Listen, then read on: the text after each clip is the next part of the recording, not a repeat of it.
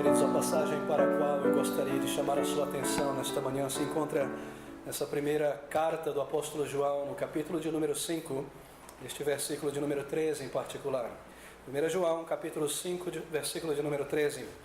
Essas palavras tão profundas. Estas coisas vos escrevi, os que credes no nome do Filho de Deus, para que saibais que tendes a vida eterna e para que creiais no nome do Filho de Deus. Bem, o título desta meditação nesta manhã é Provas da Vida Espiritual. E amigos, nós queremos mais uma vez lidar com aquelas evidências, provas da conversão, da salvação, de que já nascemos de novo, de que já recebemos aquela fé para crer e permanecer no Senhor Jesus Cristo para a vida eterna, provas, sinais de que há vida espiritual dentro de nós. E em nossa última consideração sobre este tema, há 3 semanas atrás, nós recordamos que nós vimos a diferença entre verdadeira conversão, entre verdadeira certeza de salvação e uma mera presunção. A diferença entre uma pessoa que pode realmente afirmar estar salvo, seguro, e uma mera presunção, uma imaginação baseada em certos sentimentos ou autojustiça, coisas do tipo. E nós vimos também alguns testes que nós podemos fazer para descobrirmos se há sinais de vida dentro de nós.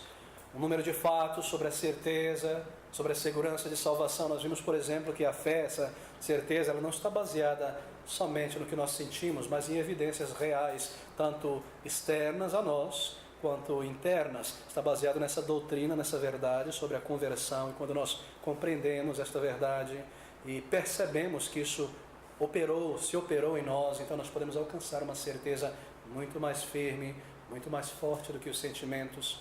E junto a isso, quando nós observamos a obra do Espírito Santo de Deus em nós, produzindo um novo caráter, uma nova alegria, uma nova vida, nós podemos também estar certos de que uma obra de conversão tomou lugar em nossas vidas e tantos outros fatores que fluem da palavra de Deus e da nossa experiência com o Senhor ao longo desta jornada, que se tornam grandes pilares da nossa certeza de salvação.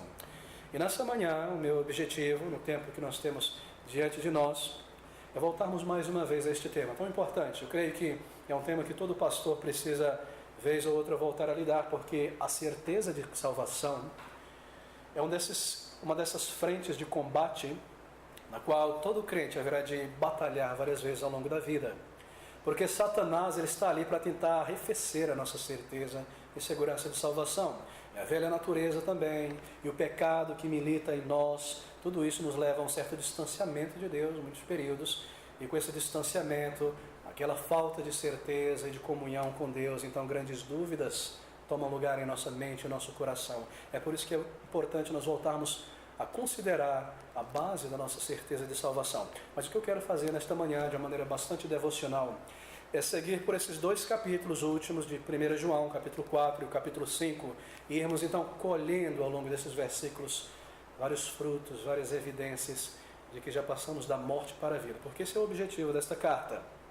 O objetivo desse texto é nos levar, crentes em Jesus Cristo, há uma segurança, uma certeza mais vívida, mais clara de que já passamos da morte para a vida, de que somos salvos. Bem, a certeza, queridos, é marcante, é evidente, evidências da certeza de salvação ao longo de cada página desta carta. E aqui nesse versículo 13 nós temos o versículo-chave de toda a carta. Versículo 13, estas coisas, diz João, vos escrevi a vós. João obviamente estava vivo quando ele escreveu isto, e ele está escrevendo a pessoas que também estavam vivas, e ele pode dizer a elas que ele, enquanto vivo, pode ter certeza, está certo, seguro de sua salvação, e que eles também podem ter esta certeza. Estas coisas vos escrevi, do capítulo 1 até aqui, a vós, os que credes no nome do Filho de Deus, para que, João?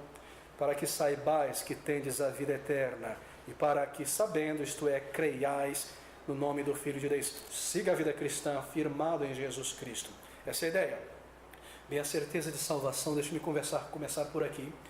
Essa certeza pessoal de que nós já nascemos de novo é um fruto, queridos, ou um benefício da obra de santificação do Espírito Santo em nós. Ela pertence, a certeza, ela pertence à essência da fé salvífica. Se eu posso simplificar, naquele grande presente da conversão e da salvação, dentro desse pacote veio também a certeza de salvação. Ela nos é dada no momento da conversão. Mas isso não significa que todo crente, imediatamente ou automaticamente, haverá de alcançar, logo no início da salvação, da sua jornada cristã, uma medida completa, firme e segura de sua salvação. Não acontece normalmente assim. Nós temos, no momento da conversão, uma grande medida de certeza de que algo aconteceu em nossas vidas. Um senso de paz que nos é dado, um alívio da culpa, porque lembre-se, a culpa é o subproduto do pecado.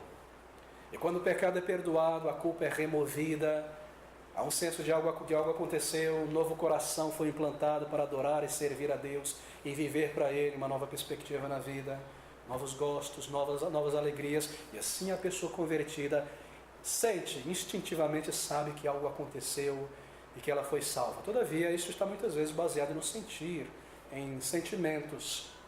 E como o sentimento é uma areia movediça, e sobre a areia movediça você nunca constrói um edifício, assim nós não devemos construir a base de nossa certeza de salvação na areia movediça dos sentimentos. Porque, queridos, ao longo da jornada, depois que essa pessoa é salva, muitas vezes a negligência, e nós não oramos mais como deveríamos, nem estudamos a palavra de Deus, e arrefecemos no processo de santificação, e o mundo parece falar mais alto em nossos ouvidos, e assim nós pecamos e nos afastamos de Deus por causa do pecado. O pecado é nos afastar de Deus.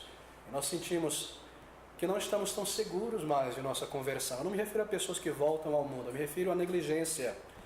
Não é? Quando um crente peca, há um senso de distanciamento de Deus. E isso é proposital da parte do Espírito para nos levar de volta ao arrependimento. Mesmo um senso de vergonha é uma dádiva de Deus que nos conduz ao arrependimento. Isso é uma evidência da conversão. Mas conforme esse indivíduo segue pela jornada, esse sentimento, esse sentir de que fui salvo parece que vai diminuindo e grandes dúvidas começam a tomar lugar. E Satanás aproveita a oportunidade para trazer mais e mais dúvidas, incerteza. E muitas vezes um salvo, um filho de Deus, uma pessoa convertida parece andar pelo vale da sombra da morte de fato. Salvo, herdeiro da vida eterna, com o seu nome no livro da vida, todavia não desfrutando da alegria, nem da certeza pessoal e da paz da sua conversão. Isso é algo triste, isso é algo terrível, e não é essa a vontade de Deus para nós. A vontade de Deus é que todos estejamos seguros, certos na nossa certeza de salvação.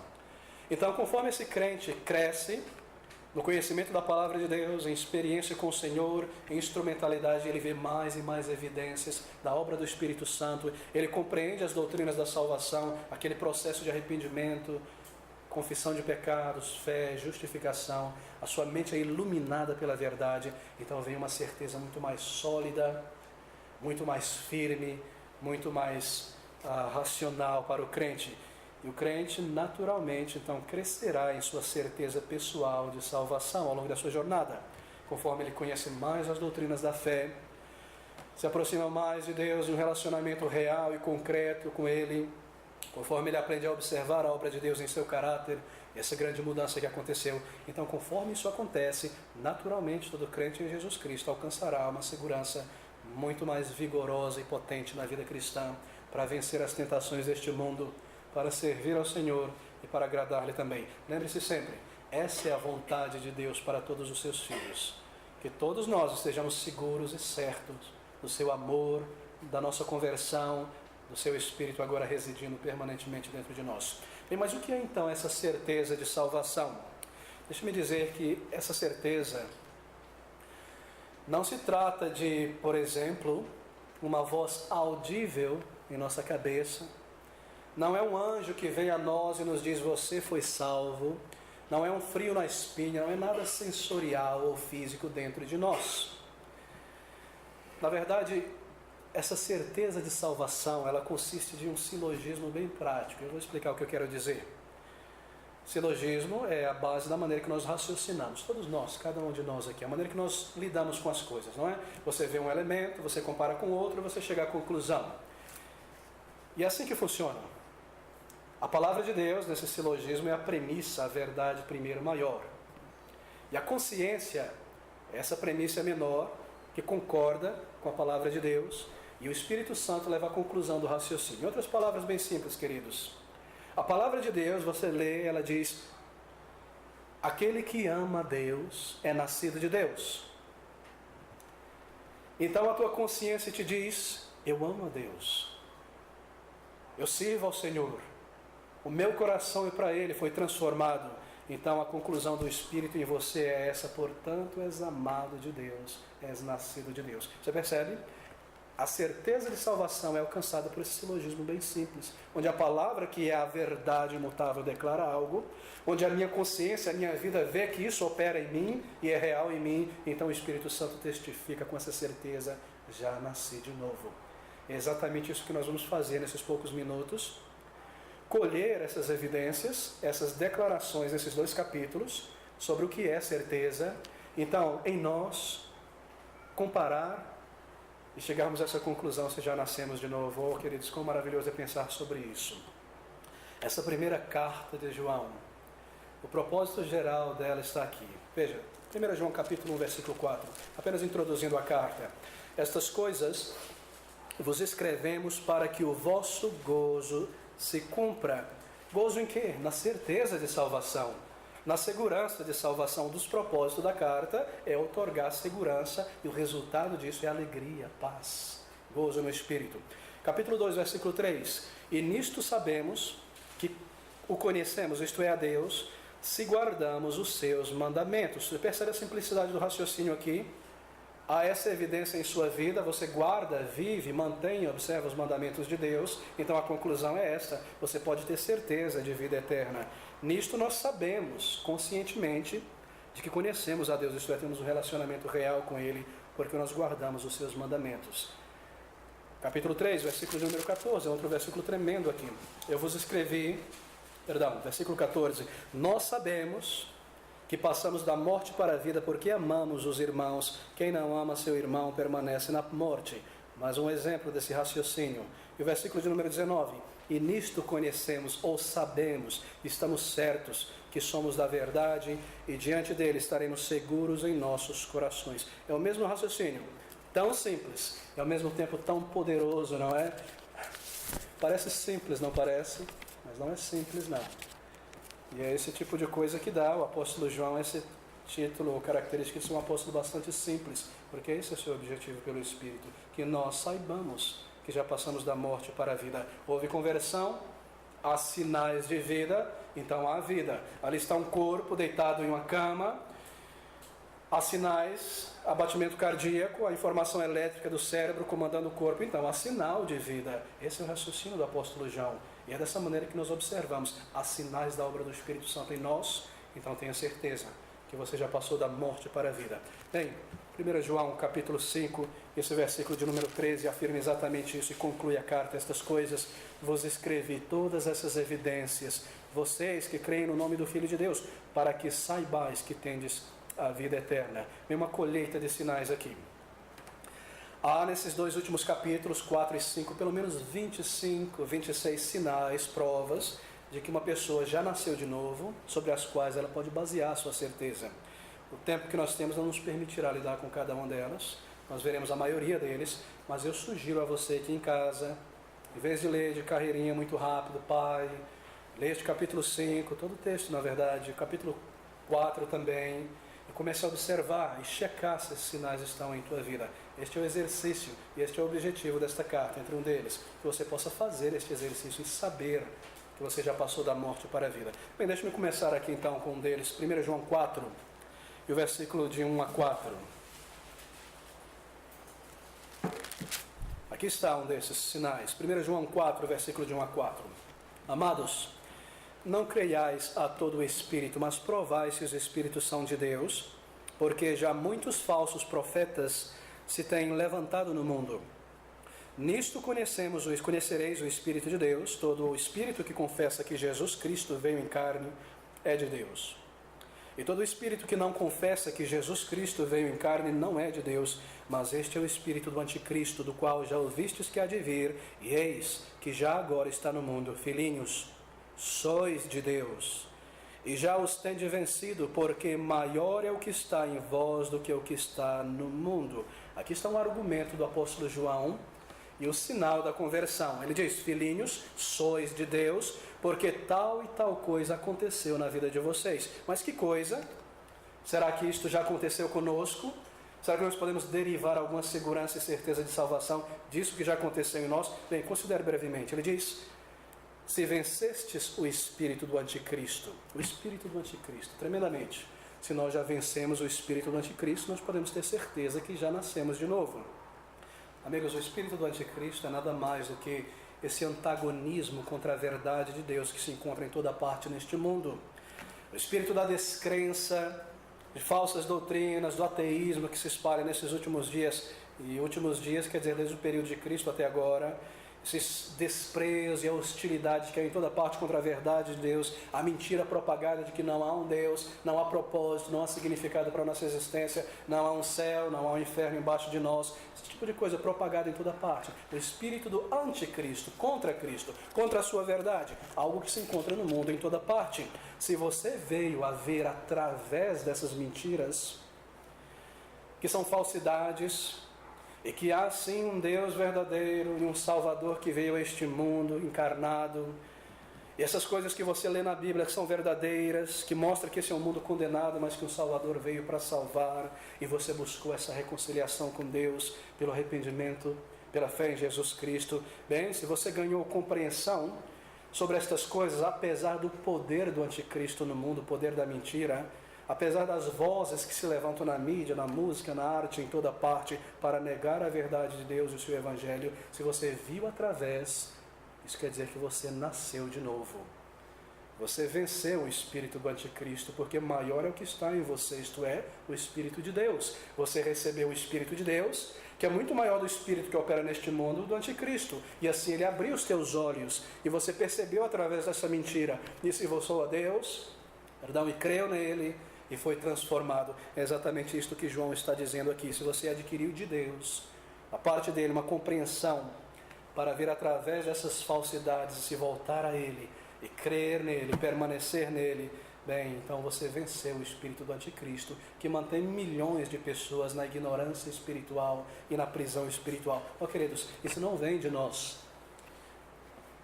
Se nós somos salvos, convertidos hoje, foi uma obra do Espírito Santo em nós. Antes nós vivíamos no mundo e no pecado, como todos os demais, amando este mundo, amando esta vida, sendo levado por todo tipo de pecado, tentação, concupiscência. Seguimos a moda deste mundo, né? As filosofias deste mundo, até um dia que Deus abriu os nossos olhos e nos fez ver através da mentira de nosso coração e da mentira deste mundo, e nos levou ao arrependimento e à fé. Então, nós somos salvos e libertos deste mundo, nós vencemos o espírito do anticristo. E essa é a primeira evidência que João levanta aqui.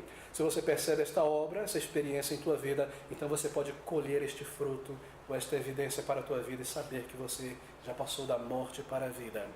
Se os teus olhos foram abertos, mesmo diante do poder e do antagonismo deste mundo, foi uma obra do Espírito Santo de Deus. E este é um argumento simples, um argumento poderoso. Maior é aquele que está em nós do que aquele que habita no mundo. O que está em nós é o Espírito Santo de Deus, que nos foi dado na conversão, e é Ele que nos mantém para não cairmos na mentira e voltarmos ao erro novamente. Veja o versículo 10 do capítulo 4 agora, mais um sinal e evidência. Nisto está o amor de Deus, não em que nós tenhamos amado a Deus, mas em que Ele nos amou a nós e enviou seu Filho para propiciação pelos nossos pecados. Tremendo. Não parece ser um argumento direto sobre a conversão, este versículo 10, mas é uma certeza clara da estabilidade de nossa salvação. É um versículo de grande conforto, na verdade, porque conforme nós observamos isso, nós percebemos que a nossa salvação é a independência de Cristo Jesus. Está em dependência dele. É isso que ele está dizendo aqui no versículo de número 10, capítulo 4. Nisto está o amor, observe novamente, não em que nós tenhamos amado a Deus, mas em que Ele nos amou a nós e enviou seu Filho. Amigos, antes da conversão nós não amávamos a Deus, nem nos aproximávamos de Deus. Não havia uma gota de amor em nós e apreciação por Deus. Todo amor antes da conversão estava do lado de Deus. Não em que nós tenhamos amado a Deus, mas Ele que nos amou a nós. Foi Ele que nos amou, foi Ele que nos levou a Cristo Jesus e ao arrependimento e a uma nova vida. Essa é uma prova do amor de Deus. E ainda hoje Ele demonstra o seu amor quando Ele nos conduz, e muitas vezes nos disciplina, nos traz de volta a Ele e nos conduz ao arrependimento. Você percebe a prova de um Pai celestial que nos guia pelo seu caminho. Essa é uma prova de Deus. Bem, você diz, eu às vezes escorrego e falho, e às vezes a frieza no meu coração, esse mundo parece tão mais atrativo para mim do que o mundo vindouro. Será que eu chegarei ao céu no final? Será que eu vou conseguir, serei preservado, queridos? Será que esses pecados que eu cometi não me fecharão a porta do céu? Essas perguntas vêm à nossa mente. Não, amigos, porque a nossa salvação não depende dos nossos méritos, mas dos méritos de Jesus Cristo. Sim, agora, após a conversão, há um processo de santificação, de luta pelo pecado, mas quando eu peco após a conversão, eu posso ter certeza que aqueles mesmos méritos do Senhor Jesus Cristo, que me salvou um dia, são suficientes para me salvar ainda hoje. Isso é muito importante. É muito importante porque há milhões de crentes que passam anos e anos e anos em pesar, em dúvida sobre a salvação, em temor que talvez possam perder a sua salvação. Eles dizem, e se eu pecar no último milésimo da minha vida e morrer sem confessar o meu pecado, eu estou perdido? Mas se Cristo nos perdoou, nós podemos ter certeza da nossa salvação, amigos. Se Cristo Jesus não perdoou todos os nossos pecados, Ele não perdoou então nenhum de nossos pecados. Pensa sobre isso. Se nós confiamos em Jesus Cristo apenas para os pecados de antes da conversão, e agora em diante, após a conversão, isso depende de mim, bom, então quem vai perdoar o pecado que eu cometer amanhã? Se o sacrifício do Senhor Jesus Cristo pode ser oferecido somente uma vez por todas, esse sacrifício não pode ser renovado depois da minha conversão, quando eu cometer um pecado.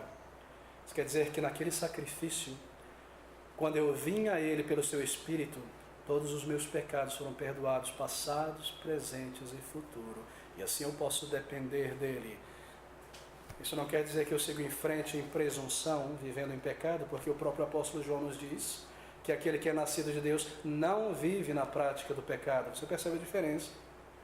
Mas quando a negligência e nós pecamos contra o Senhor, veja, Ele nos dá um senso de tristeza e arrependimento que nos leva à confissão e a retornar a Ele. Isso é a preservação do Espírito Santo, porque aqueles mesmos méritos nos garantem segurança de salvação ainda hoje. Foi o amor de Deus que fez isso. Nisto está o amor, não em que nós tenhamos amado a Deus, mas que Ele nos amou. Ele começou a boa obra, Ele haverá de aperfeiçoar essa boa obra até o final, mesmo se nós sejamos disciplinados por Ele para voltar aos trilhos, aos seus caminhos. Ele nos preservará até o fim, nos fazendo perseverar, por causa do seu muito amor, por causa da sua muita bondade e misericórdia. Bem, isso é algo muito importante. Coloque os teus olhos agora neste versículo de número 12 do capítulo 4. Ele diz, ninguém jamais viu a Deus. Se nos amamos uns aos outros, Deus está em nós, e em nós é perfeito o seu amor. Bem, não parece muito óbvio aqui na primeira leitura qual é o sinal de conversão aqui. Qual é a conexão entre a primeira parte desse versículo e a segunda, não é? Ninguém jamais viu a Deus. Se nós nos amamos uns aos outros, nós sabemos que permanecemos nele. Mas o ponto aqui do argumento é esse. E você precisa de certeza e segurança de conversão. E talvez alguém no local de trabalho, na família, um não crente, um não convertido te pergunte, mas amigo, você nunca viu a Deus. Como é que você pode saber? Como é que você pode ter certeza? Você nunca enxergou a Deus. Bem, está certo, você nunca viu a Deus com os teus globos oculares, como você pode saber. Mas na verdade você já viu a Deus, sim. Você não pode ver a Deus com os teus olhos físicos, mas você pode vê-lo. Você pode vê-lo através daquilo que Ele está fazendo em tua vida. E assim você sabe que Ele é real. Assim você sabe que Ele é verdadeiro e operou em tua vida. Você vê o caráter de Deus sendo formado dentro de você. O caráter de seu Filho Jesus Cristo sendo moldado em você, uma nova natureza. E assim você vê a Deus, isto é, por aquilo que Ele faz em tua vida. Então, será que houve uma obra de Deus em minha vida? E eu vim a Cristo e confiei no Calvário um dia, e eu posso ver agora esses sinais em mim. E um desses sinais declarados aqui é que eu amo os irmãos. E eu sirvo aos irmãos. E eu estou atento à necessidade dos meus irmãos. Eu não congrego em uma igreja onde eu sou um indivíduo numa multidão, mas um irmão entre outros irmãos, vivendo juntos, como pessoas de uma mesma família. E assim há um sinal de que eu nasci de novo. Você não viu o Senhor, mas você tem certeza do caráter de teu Pai Celestial em você, porque você ama os irmãos, os mesmos filhos e filhas deste Pai Celestial. Assim você pode saber que você passou da morte para a vida. Antes você não amava os irmãos, antes você não amava os crentes. Não era assim que você chamava os crentes? Eu chamava assim. Você detestava eles e se afastava deles. Mas houve uma obra de conversão e agora você se tornou um com eles, um mesmo coração, um mesmo sentimento, lavado, regenerado, parte da mesma família, e há amor de Deus, do Pai Celestial em teu coração pelos irmãos, e baseado nisso você pode saber, ninguém jamais viu a Deus fisicamente. Se nós amamos uns aos outros, Deus está em nós e nós permanecemos perfeitos no seu nome. Como você pode saber que Ele está em você? É muito simples. Há muitos anos atrás, deixa eu me ilustrar isso, uma galeria de arte em Londres, a National Portrait Gallery, uma galeria muito famosa. Ali você encontra quadros de pintores de muitas épocas do Renascimento em diante. E um dia, os curadores daquela galeria compraram no mercado negro uma peça de uma pintura de um pintor holandês chamado Rembrandt Frauenheim. E depois de algum tempo, eles não sabiam e tiveram dúvida se aquela peça, aquela pintura era de fato deste pintor ou se era uma cópia, uma falsidade. E como chegar à conclusão? Algo que fora copiado no século XIX, um tempo depois daquele pintor. Como eles poderiam descobrir? Ali estava a assinatura dele. Um pintor holandês, as mesmas características. E eles fizeram da seguinte maneira: por conhecerem bem a história da arte e a técnica de pintura de cada um desses pintores, eles analisaram no microscópio a proximidade, comparando com outros quadros, o traço do pincel, a perspectiva, os pontos de fuga, a maneira protestante, renascentista daquele pintor de pintar, e comparando essas coisas, eles concluíram realmente uma pintura verdadeira, a química da tinta, etc., do mesmo período. É exatamente essa a ideia. Eu não vi a Deus com os meus olhos, mas eu posso ver a sua assinatura em minha vida. Há um novo coração para amar a Deus e servi-lo, pureza, Deus é santo, é sinal de um desejo de viver para Ele e de vencer o pecado e de vencer o mundo, amor pelos filhos e filhas de Deus, amor pelo seu Filho Jesus Cristo, por sua palavra. Então essas são evidências claras, não há como ter dúvida, você nasceu de novo se essas coisas estão presentes ali.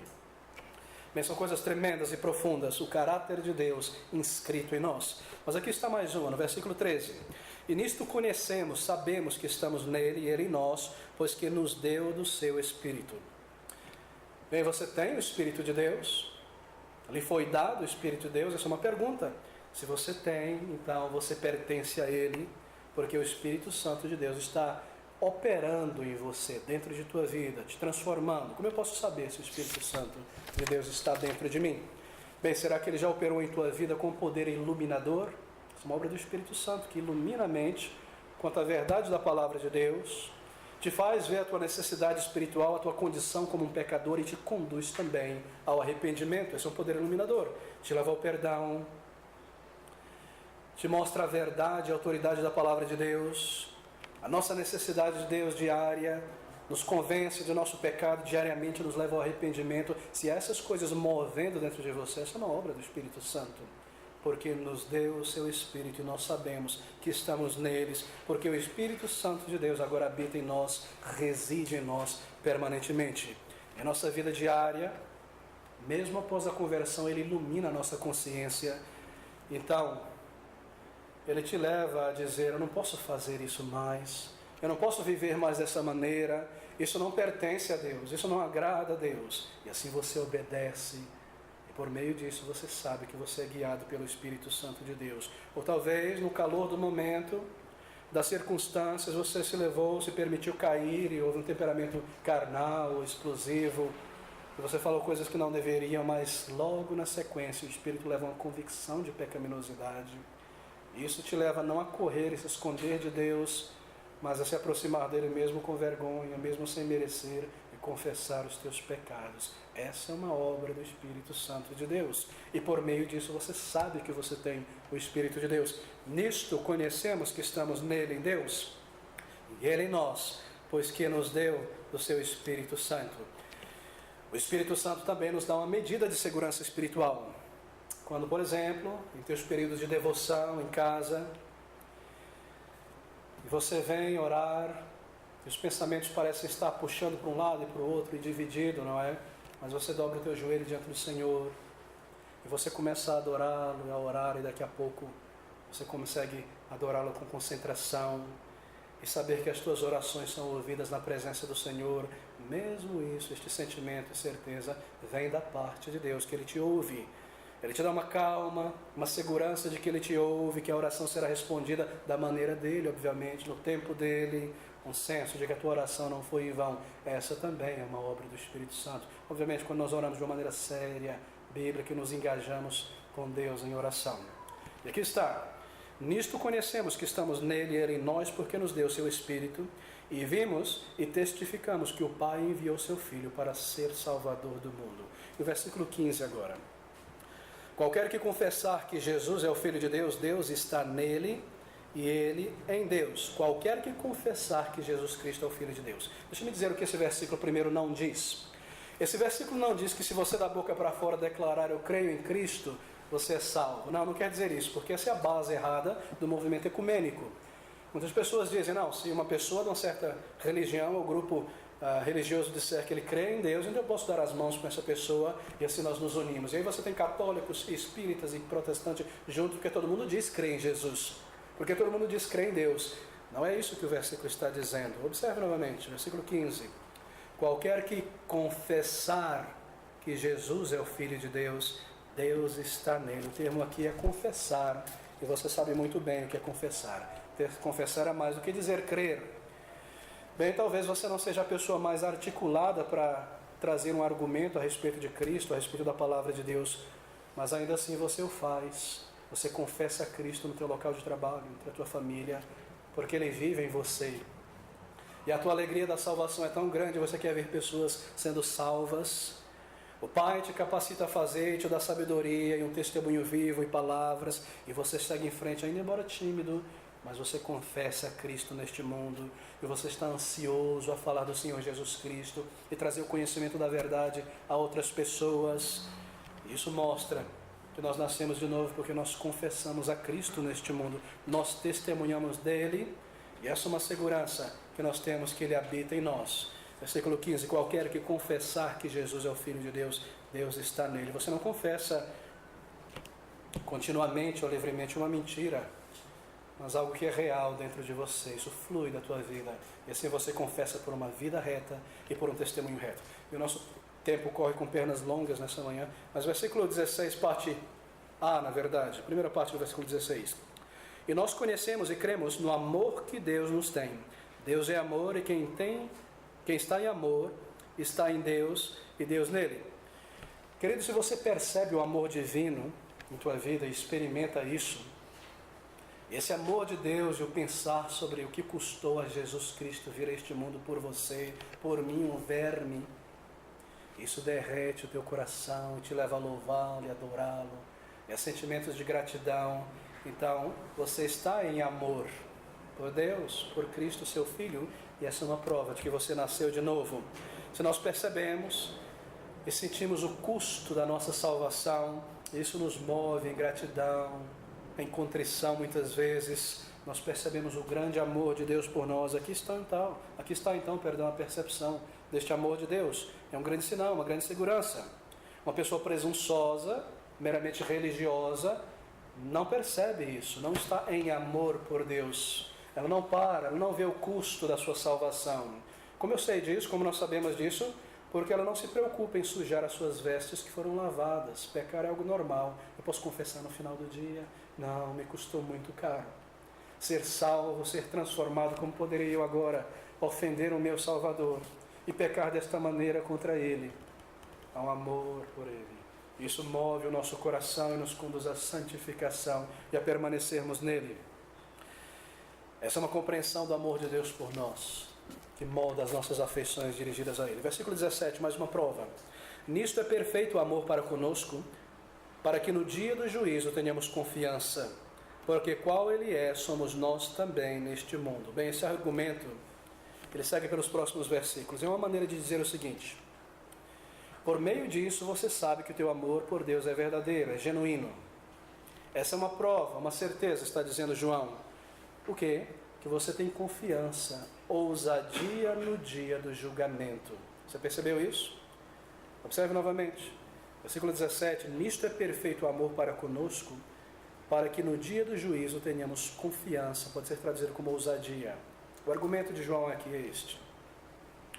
Se você não está com medo de ir para a glória, para o céu, para a presença do teu Criador, de encontrar-se com Cristo, do teu destino eterno, mas você pode ter confiança que no momento em que tua vida terminar aqui, você estará sim na presença dele, será recebido porque você já foi salvo nesta vida, bem, então você pode ter certeza de vida eterna. Porque você sabe que os teus pecados foram perdoados e agora você pode adentrar na presença de um juiz que deve julgar o pecado, mas no teu caso ele já julgou em Jesus Cristo. Você confiou nele de todo o coração e por causa disso hoje você não tem medo da morte, você não tem medo do dia em que você vai morrer, você não tem medo de entrar na presença do teu Criador. E este é um sinal que você tem confiança e ousadia na presença do Senhor. Deixa eu me explicar, porque eu vejo alguns rostos consternados, o que o versículo não está dizendo. Veja novamente o versículo. Versículo 18. No amor não há temor, antes o perfeito amor lança fora o temor, porque o temor tem consigo a pena, julgamento, condenação, e o que teme não é perfeito amor. Agora de volta ao versículo 17. Nisto é perfeito amor para conosco, para que no dia do juízo tenhamos confiança. Queridos, o texto não está nos dizendo aqui que nós não podemos ter medo da morte física.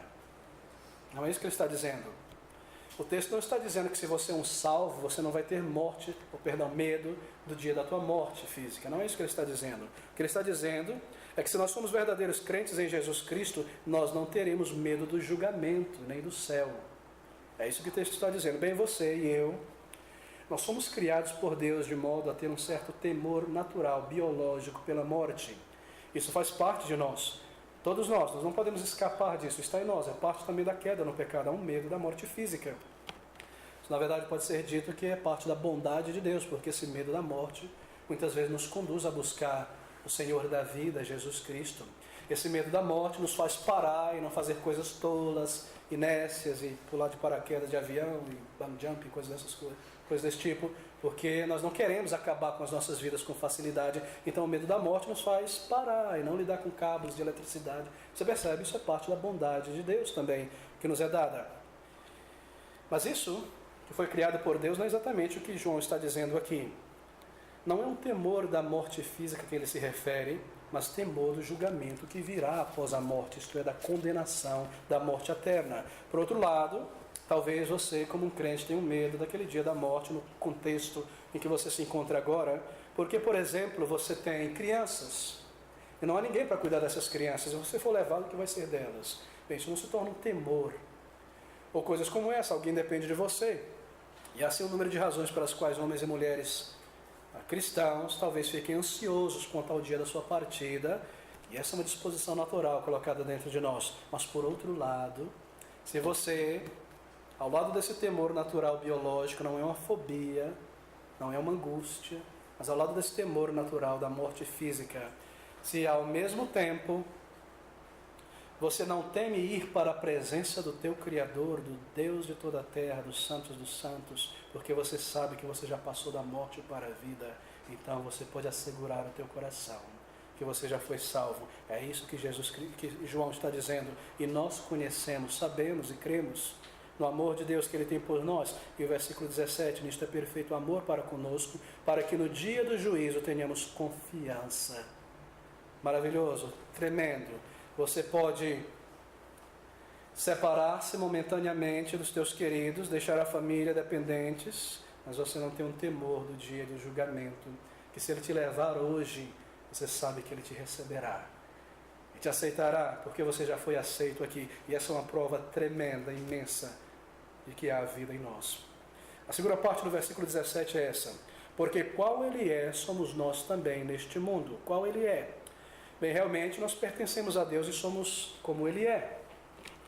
Nós não pertencemos a este mundo. Nós não nos damos bem neste mundo. Esse mundo não é o meu lar e eu não me sinto bem nele. Você tem esses sentimentos? esse não é o meu lar, essa não é a minha sociedade, não é a minha vida, esse não é o meu lar celestial. Nós não somos como Deus, obviamente, no sentido de perfeição, pureza, glória e divindade, mas nós temos um caráter diferente como o dele neste mundo. Como ele é, nós somos neste mundo, filhos de um outro mundo. Se já nasceste de novo, diz Paulo em Colossenses 3, buscai as coisas que são do alto. E assim nós vivemos buscando as coisas que são do alto, porque este mundo já não é mais o meu lar. Eu já não me agrado com as modas e as filosofias, e as alegrias e as comemorações deste mundo. Se a economia está explodindo, se está lá embaixo, isso não comove a minha alma como antes, tal como ele é.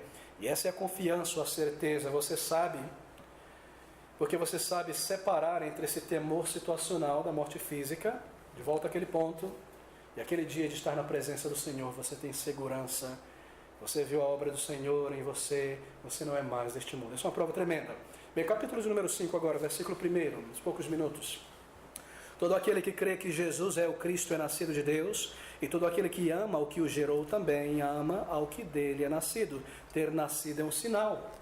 Ter nascido de novo, obviamente. Se você tem um senso filial, que você é filho de Deus, uma filha de Deus, você pertence a Ele, houve um novo nascimento, um senso de filho, um senso de irmão entre os irmãos, de irmã entre as irmãs. Leia novamente esse versículo. Todo aquele que crê que Jesus é o Cristo é nascido de Deus. E todo aquele que ama ao que o gerou, também ama ao que dele é nascido. A tradução é um pouquinho confusa aqui, infelizmente, mas o que ele está dizendo é esse. Se você ama ao Pai, você também ama aos filhos, porque você também tem a natureza do Pai. Percebe? Assim você tem um senso de ser filho, uma filha de Deus. E essa é uma prova de que você nasceu de novo. João segue ao longo dos versículos trazendo, veja, olhe, mais uma evidência. Essas coisas vos escrevi para que saibais que tendes a vida eterna. Como alguém poderia dizer que tudo é baseado em sentimento e intuição? Está aqui, evidências. E é sobre elas que nós colocamos a nossa certeza de que já nascemos de novo. Nós vemos essas obras. Versículo 2.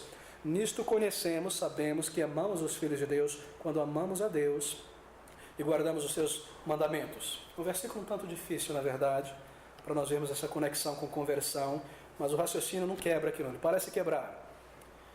Veja o versículo novamente. Nisto conhecemos, e agora o versículo 3, porque este é o amor de Deus, que guardemos os seus mandamentos, e os seus mandamentos não são pesados, porque todo o que é nascido de Deus vence o mundo, e esta é a vitória que vence o mundo, a nossa fé. O raciocínio é este.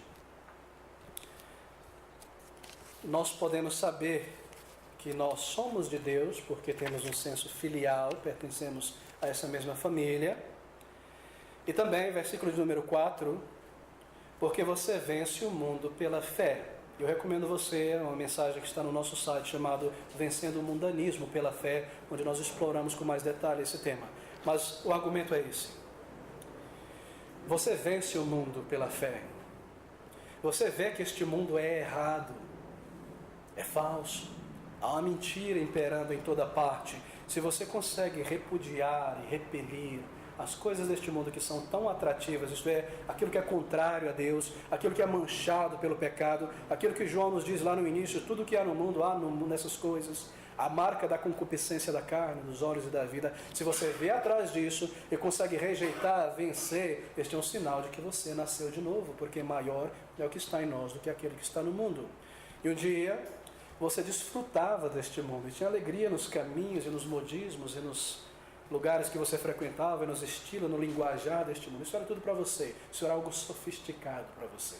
Então, o dia que você viu a tolice e quão raso é este mundo, você foi salvo e agora você vence através dos argumentos deste mundo e da mentira deste mundo. Pela fé. Como pela fé? Por um sentimento? Não, pela fé. Você está persuadido destas verdades, que Deus é verdadeiro, que a sua palavra é verdadeira, e porque você está persuadido disso, você segue em frente através deste mundo, vencendo pela fé. E assim você sabe que você já nasceu de novo, que você recebeu um novo coração, os teus valores mudaram, você não ama mais o mundo como amava, e as estrelas deste mundo, e os artistas deste mundo, e as pessoas sensuais deste mundo, e você não vive copiando ele, os estilos dele, você percebe a banalidade, a sensualidade e a mentira deste mundo, e assim você segue santificando a tua vida para o Senhor. Você corta através de todo esse lixo promovido pela televisão, em todo canto, onde o mundo e a mentira é promovida. Você vence o mundo, isto é, pela fé. O argumento deste mundo já não te cativa mais, nem te leva a viver como mundano. Você vence pela persuasão destas verdades. Isso prova a você que você já nasceu de novo. A moda deste mundo, a linguagem deste mundo, não, você não santifica mais o mundo para usá-lo para Deus. Sabe o que muitos fazem? Não é vencer o mundo quando eu tento santificar o mundo.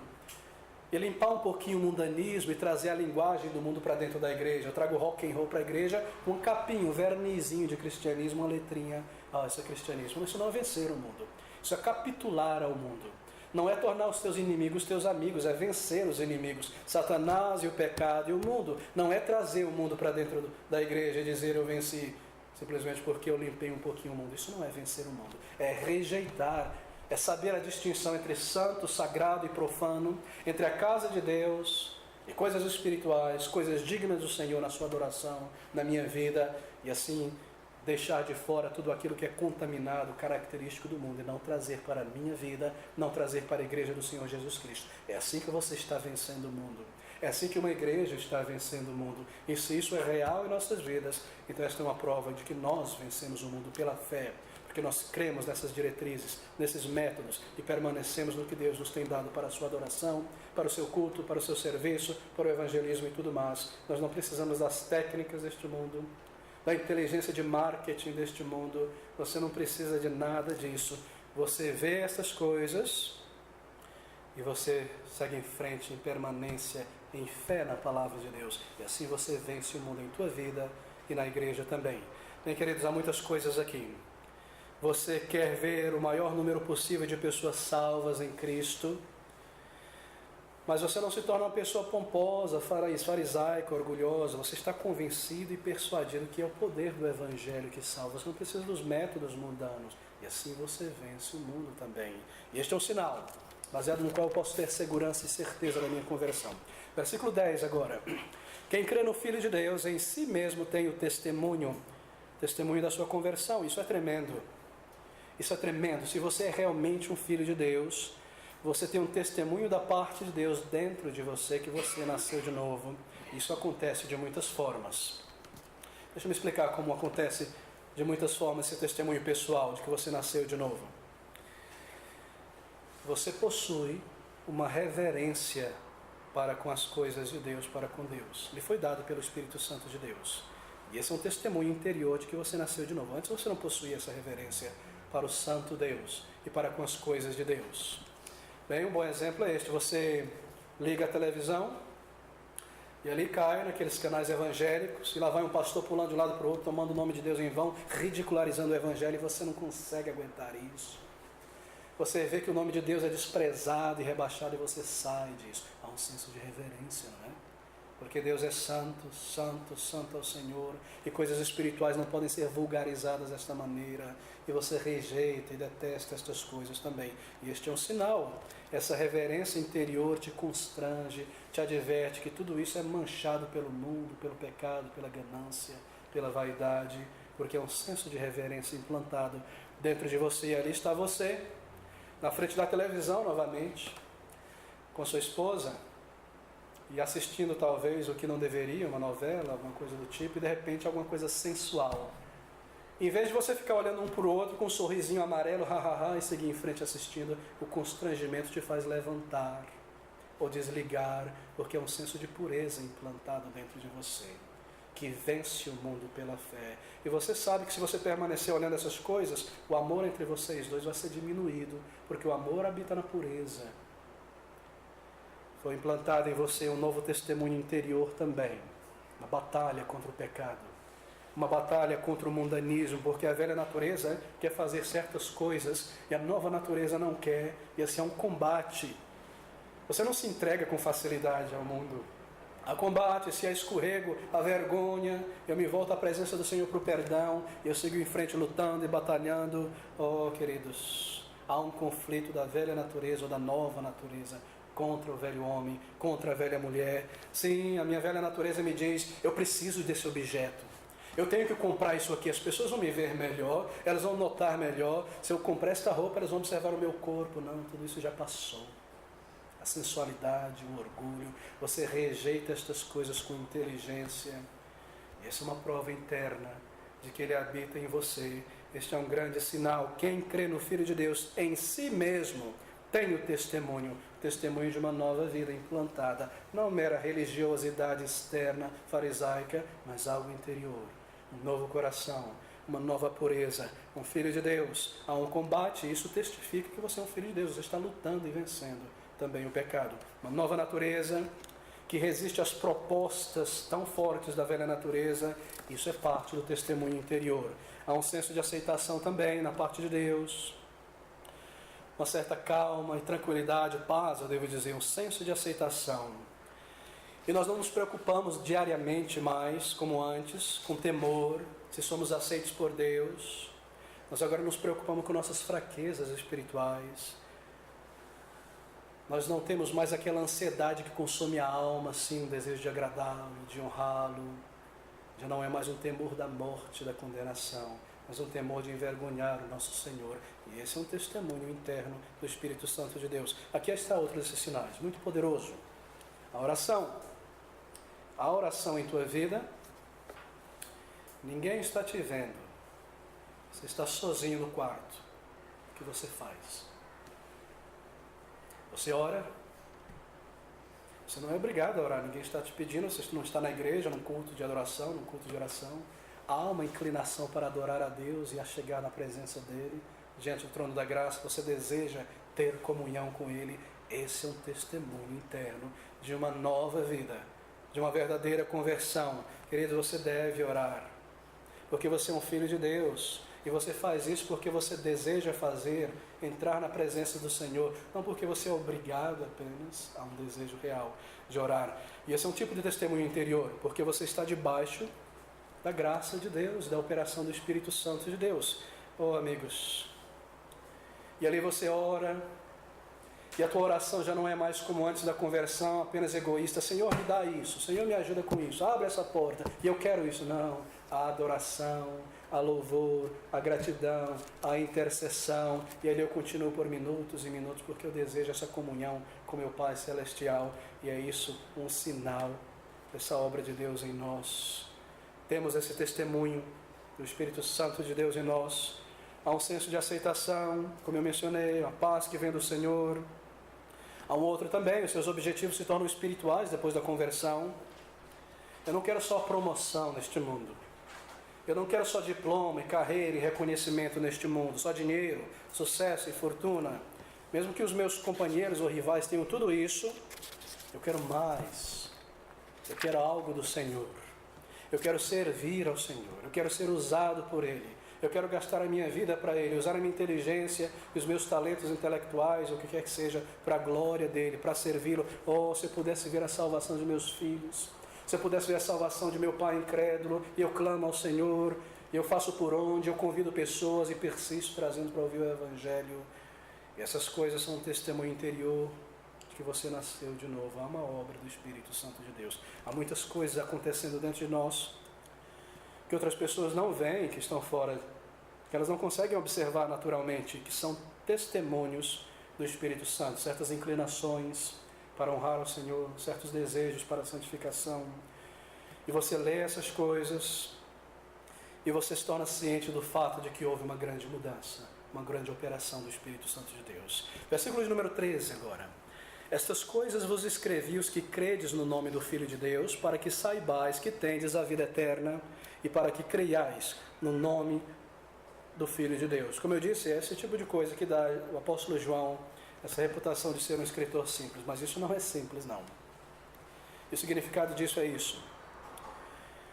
Vocês são pessoas, João está dizendo, que derivam a sua certeza de salvação, segurança de salvação, daquilo que vocês leem na palavra de Deus.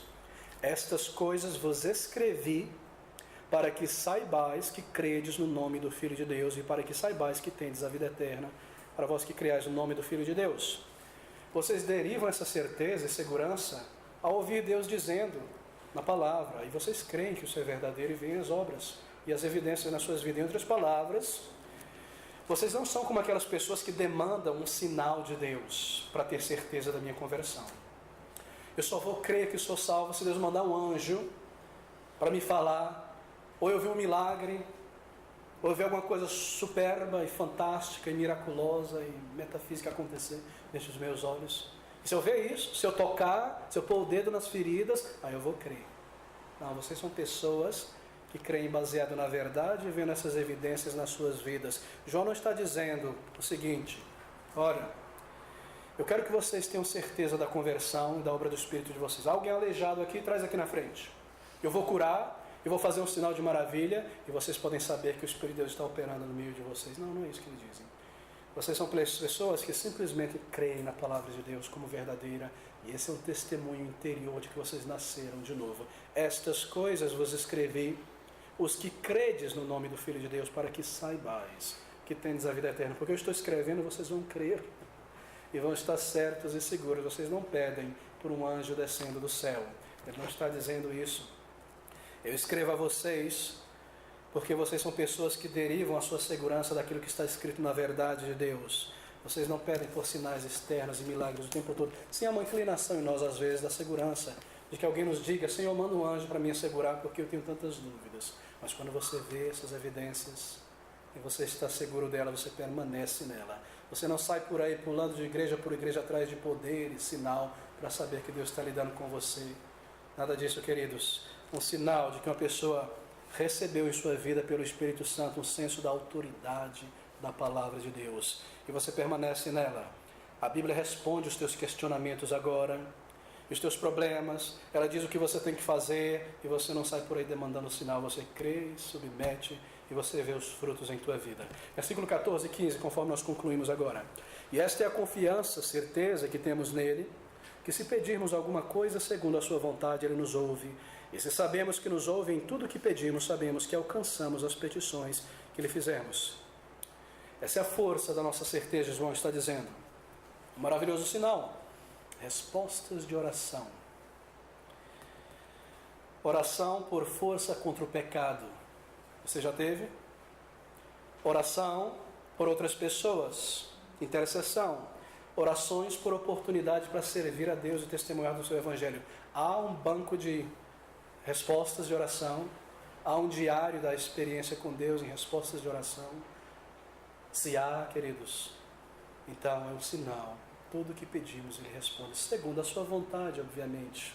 Talvez você tenha pedido coisas que não é de acordo com a vontade de Deus e você nunca recebeu a resposta porque Ele não vai responder, não está de acordo com a vontade de Deus. Mas aquelas coisas que nós pedimos segundo a vontade dEle, é a vontade dEle, a nossa santificação. E você pede por um caráter mais puro, para vencer a ira e a cólera, e as coisas deste mundo e a sensualidade, e Ele te dá vigor e força, e você vê transformação e mudança. Então você pode saber que Ele responde. E você pode ter certeza de que você já nasceu de novo. Ou se nós oramos de acordo com a vontade de Deus. E eu oro por maior santidade, para servi-lo, para viver para Ele. E Ele me dá as oportunidades. E portas são fechadas, portas são abertas nessa jornada para servi-lo, para a santificação, para honrá-lo, para agradá-lo. E eu vejo a mão do Senhor, eu vejo a sua operação. E você sabe que Ele agora ouve.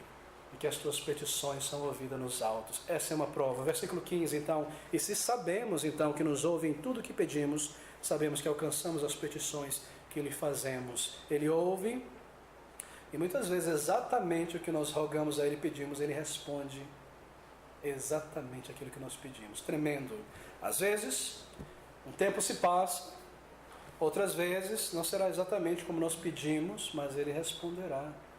E assim nós vemos sinais da sua obra em nós. Nós oramos por pessoas, e Deus opera no coração de pessoas, porque nós cremos na oração e na sua promessa, e no tempo da graça dele opera, transforma, salva. E nós vemos ao longo dessa jornada vários sinais de que Ele ouve as nossas orações, porque agora já fomos aceitos por Ele. Versículo 17 e 18, nós caminhamos para a conclusão. Toda iniquidade é pecado, e há pecado que não é para a morte. Sabemos que todo aquele que é nascido de Deus não peca, mas o que é de Deus é gerado, conserva-se a si mesmo, e o maligno não lhe toca. Isso se refere ao nosso relacionamento com o pecado. O nosso relacionamento com o pecado depois da conversão muda. Não é que você vai deixar de pecar, ele vai deixar de inexistir na tua vida, mas você não vai mais viver em pecado. Porque todo aquele que é nascido de Deus é conservado por Deus. Essa é a diferença entre viver em pecado, na prática e na busca e no gozo do pecado e pecar. Nós temos um novo relacionamento com o pecado. Antes o pecado era meu amigo. Eu andava junto com ele, tinha prazer em andar junto com o pecado. Mas agora é meu inimigo. Eu fujo, eu combato, eu venço, eu clamo a Deus. Há um relacionamento diferente. E essa é a grande pergunta. Será que você hoje, você ama mais o teu pecado do que você detesta? Você saberá se você nasceu de novo, se esse relacionamento com o pecado mudou. E esses são sinais tremendos, um novo relacionamento com Ele. Queridos, eu devo parar por aqui, porque eu já tomei demais o tempo que nós temos diante de nós, mas quantas evidências, quantos sinais, quantas certezas, quantos frutos sobre os quais nós podemos basear essa certeza de salvação. Quantas provas. Capítulo maravilhoso. Leia em casa, medite, pergunte-se a si mesmo se há esses sinais, tantas bases para a nossa salvação. Mas pastor, eu não vejo todos esses sinais em minha vida. Só 99,999%. Tem um que eu não vejo, pastor. Mas queridos, saiba que esses sinais são como frutos. E você nunca viu um fruto nascer da noite para o dia. Você nunca viu uma melancia nascer da noite para o dia.